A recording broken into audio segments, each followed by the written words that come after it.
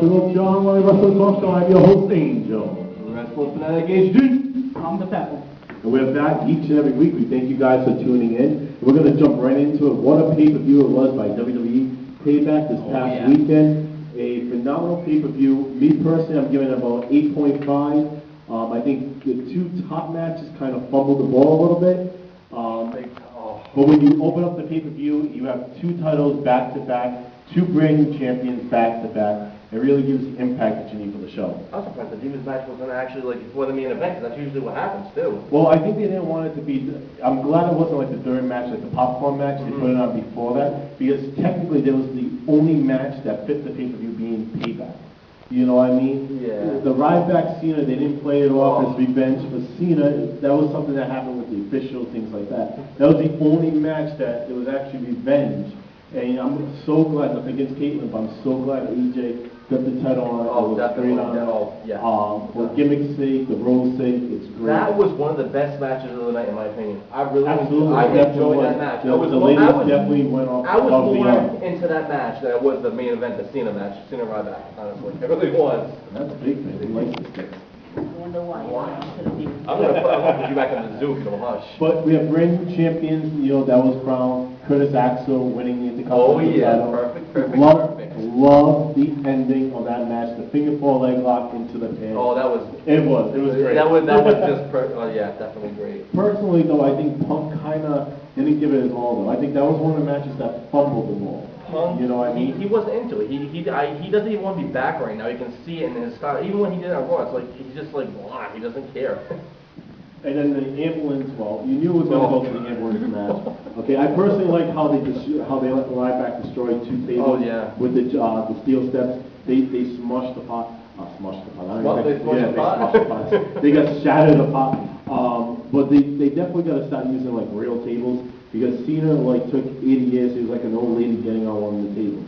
You know, because they didn't want it to break that easy. These guys weigh like 250 plus pounds. Like, get a real table, it's going to break with their weight going through it.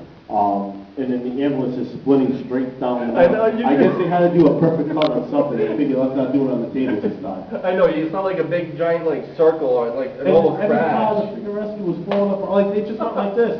Oh, there goes the panel. Huh, there goes the headlight. The ambulance looked like it was made out of Legos, people. And there was like 15 crushes. And 15, I think I counted them all. It really did. Odd number of crutches. Oh my! I know. I feel They're all like just coming out. And when does a rescue ever carry crutches? Let me bandage you up on the side of the road, give you your crutches, and lob along the way. You're good to go. Just go. They carry braces and neck braces so they won't move, but crutches I've never seen. You know what they're trying to do? They're trying to plug. Like, hey, buy these crutches on the next show. It'll be great for you. Oh, man. But you know what? Which would probably be great for the museum, get them signed. Yeah, exactly. What was so cool though about the show though, like I said, I think it was 8.5. I think it delivered. The Payback name, I don't think too many people were into it. The Raw prior to it got people into it. They delivered on the pay-per-view. They sold the pay-per-view really good. You guys missed anything, go to theofficialwrestlingmuseum.com. You can find all the results on it. It's a great site to go to. You know why? Because I'm telling you, it's a great site to go to. It is a great but site. it's also a great site because if you don't want to know what's going on in the wrestling world, check out the news reports. They update it daily, multiple times some days. You can check out who's starting in your area, what shows are going down in your area, title histories, results histories. You know, the videos that we have from different superstars and knockouts and everything that are up on the site. So it's definitely a good site that you guys want to go check out and everything. You definitely want to follow us and friend us. You'll get hooked on it. If you've never been there once, you'll get hooked on it. Because we give out so much information, and there's so much that's coming in. We just had a huge meeting on what's coming up for this summer. Huge events with signings, the whole 9 yards. A lot of appearances with us going out there. So many. A lot of giveaways that we're going to be doing at that event. So definitely news that you guys definitely want to jump into. And again, it's the Official Wrestling Museum. This is going to be one of the hottest things around. There are other museums out there, but nothing like ours. Officialwrestlingmuseum.com. You know, going to exactly where it's going to be and stuff. So we definitely, you know, like that and everything. Let's go on to our next segment.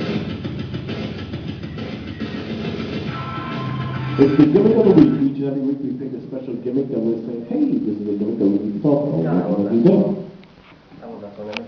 I think you do. What's your gimmick? My gimmick this week is going to be Gangrel. Wow. Oh. Yeah, I love how he came out, especially when they have rising from on the stage, come out, surrounded by fire, came out, spitting the wine or the Kool-Aid, whatever it was. I love his DDT, I loved his finish. Yep. Again, and the Luna also. Yes. It was definitely, definitely a Gangrel fan. Gangrel he's a good friend of mine. He's one of the nicest guys out there. And, you know, I had a lot of personal talks with the guy. He definitely brought a whole new element to the world of wrestling. And also we have one of his shirts for the official wrestling team that's going to be on display and everything. So that's pretty cool. What's your gimmick? Anyway.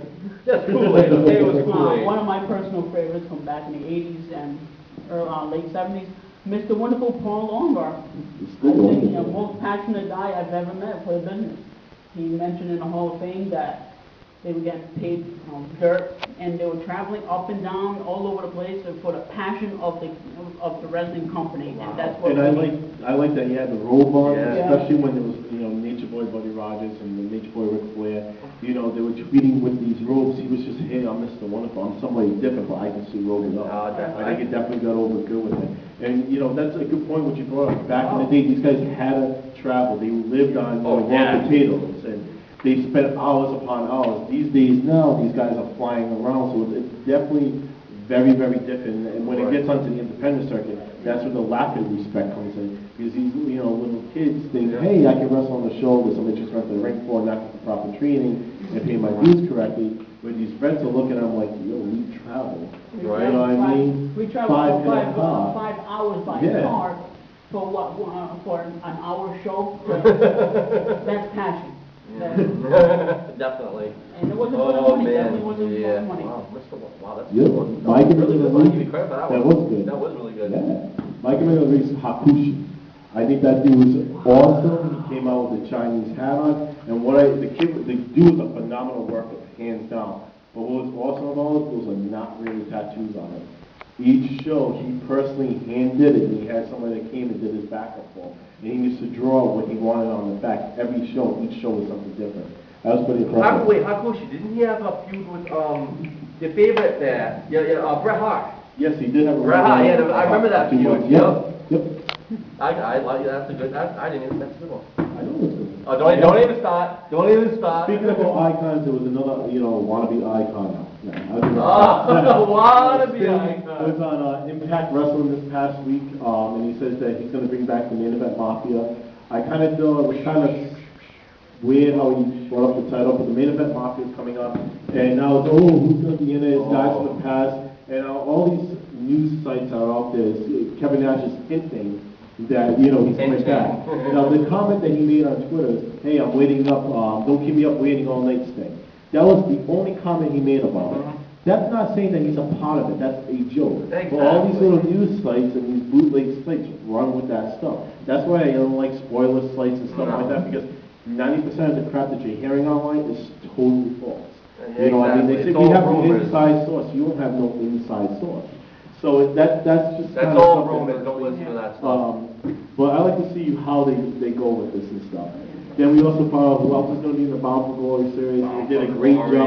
One thing I really like is the Battle Royal with Aces and Eights, how Luke stepped up. The only thing that they did this whole big thing, and it was this great, but building up with this match of what it had to be, and this, people backing away. Magic when fingers. They decided to have, exactly. When they decided to have Luke, say, okay, man, my B, sorry, Anderson, I should have just jumped over. I'm going to take out AJ. At the end of the night, he never did nothing to AJ. He just went after Kurt. And it's kind of like, what was that whole segment really about? That was pointless, wasn't it? I mean, come on now. But Hogan announced that Jeff Hardy and Bobby Roode didn't have to participate in anything because they won the past 2 years, so they're in it. So them two, Austin Aries, Kazarian, Daniels, AJ Styles, Joseph Potts, Mr. Anderson, Hernandez, Samoa Joe, which we have his title in the museum, Magnus, and Jay Bradley. Those are the contestants this week on Impact. They're going to start the Bound for Glory series. There's also going to be a live event too. And I like how they do it at live events because they really step up those matches at the live event. Oh yeah, definitely. Which is cool. Oh yeah. Each and every week we feature some special items on the table. This week it's none other than very special. These are some items that I personally have my personal collection that I put into the museum. 2 of these items were Father's Day's gifts for me. Thank you very much. It really meant a lot to me. We're going to start with the figures just because there's a lot on there. We have the new Series 31 Warrior, Ultimate Warrior, and World Champion. I personally like this one than the other one that came out on the basic line. Also, the same series, the World Champion, figure number 32 of Eddie Guerrero. Nice details, the green tights, everything. Really highlighting that lion cheating, stealing type of way. I steal. And we also have Series 21 Elite Series of the Wonky Talk Man. He's cool, he's conky, he's bad. Yeah. And we have a jumpsuit. What feature items of this week is turnbuckles. Now, not too many people have turnbuckles. Not too many people have them signed. These are turnbuckles from the NEWA New England Wrestling Alliance ring. There's a popular company here in New England that actually based independent wrestling, grew independent wrestling to where it was today. The actual Wolfpack from NWO actually stemmed off a storyline from NEWA. They bought the rights from NEWA, and the ring is actually a part of NEWA. We're showing you some of the turnbuckles right now. Some of the turnbuckles on the first one had Eve, Constantine, Big Show, Christian, Chavo, Mickey James, Evan Bourne. I'm not going to read every name on it because when you come to the museum, you guys will be able to see it. The one we're showing you right now has Great Khali, Festus, Eve, Truth, Kelly, not Kelly. The Bella Twins, Layla, Cody Rhodes, Beth Phoenix, Ted DiBiase. Last turnbuckle we have Hornswoggle, Just Incredible, Luke, Downtown Bruno, Primo, Evan Bourne, Teddy Long, who else is on? Matt Striker, Kofi Kingston, Tommy Dreamer, Miz, Hans. You're just getting tongue-tied. Well, there's a bunch of names on it. What's cool is these are definitely items that when they sign them, like, oh wow, this is unique. This is still totally different. These are the type of items that you're going to see in the museum where it has rich in history, but it also has items that these guys enjoy signing because it's something they don't really get to sign. Yeah, no, when they see that, they're in shock, like, wow, yeah, I'd love to sign that. Exactly. One of the things that, just kind of switching gears a little bit to a little serious, WWE just released early today a statement about the murder case down in New Orleans with the 5-year-old girl that got murdered by her brother, her stepbrother. Sad. Definitely a sad thing. Our thoughts and prayers go out to the family. It was ruled that it was an accidental death due to a non-wrestling move. Right. It was to, I guess, from what the WWE statement is, it was ruled to like bad parenting, not by watching them. And right. I guess the child was always attacking the stepdaughter. I don't know the family history. I'm not trying to speculate. Right. But this is one of the things that really aggravate me, that people jump to, oh, it's got to be wrestling. It's got to be wrestling. He got punched in the face and broke his face. It's got to be wrestling. Well, you know what? Kids are going to be kids. Kids are going to horse around.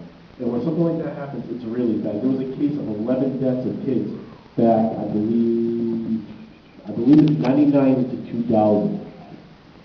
That there was 11 cases of that. There was 138, I believe, cases of major injuries that got documented that year. The kids' injuries of paralyzation, broken bones, and they're so fast to judge. Don't jump to wrestling as being something negative. Oh, see what you're teaching our kids, and they're killing kids and they're hurting kids. It's not that. This is entertainment. And if the parents can't turn around and say, hey, look, kid, you're joking around, you're horsing around, you're wrestling around, you're doing the hokey pokey around too hard, and you need to take a chill pill, then that's on you guys, okay? Because I wrestle with my daughter all the time, okay? And there's sometimes that she'll get carried away, and there's sometimes I get carried away, and my wife's like, oh, what are you doing there, Angel? You can't be dropping elbows on her like you drop elbows on this dude now next to you. She's going to drop an elbow on you once. You know what I mean? But you stop, you have to discipline them. You have to tell them, here are the guidelines.